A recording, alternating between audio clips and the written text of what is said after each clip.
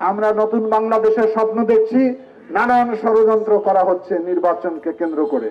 আমরা যখনই নির্বাচনের কথা বলি, কিছু কিছু লোক বলে বিএনপি শুধু নির্বাচন চায়, নির্বাচন চায়। আর এটি তো 16 বছর ধরে আমরা চেয়েছি। কোন নির্বাচন আমরা চেয়েছি?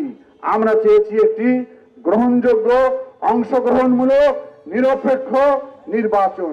সেই দাবি আদায়ের লক্ষ্যে এই রাজপথে আমাদের অনেক সাথী শাহাদাত বরণ করেছে।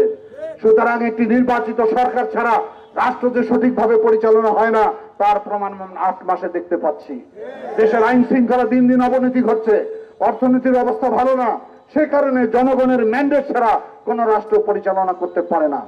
আমরা সংস্কার চাই, আমরা সংস্কারের বিপক্ষে নই। আমরাই প্রথম আমাদের চেয়ারম্যান 2023 সালে প্রথম বাংলাদেশের 31 দফা সংস্কারের প্রস্তাব দাখিল করেছে জাতির সামনে। যারা এখন নতুন নতুন সংস্কারের কথা বলেন, তারা তখন কোথায় ছিলেন?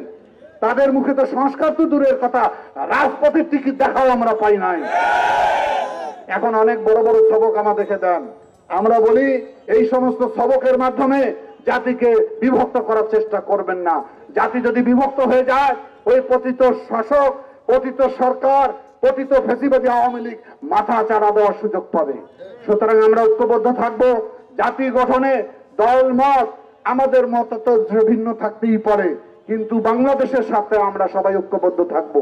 আমি আশা করি অল্প সময়ের ভিতরে রোড ম্যাপ দিয়ে জনগণের ভিতরে যে আশঙ্কা, জনগণের ভিতরে নানান প্রশ্ন, সেই প্রশ্নের সমাধান দিবেন এবং একটি নির্বাচিত সরকার আগামী দিনে রাষ্ট্র পরিচালনা করুক, সেটি জনগণের আকাঙ্ক্ষা।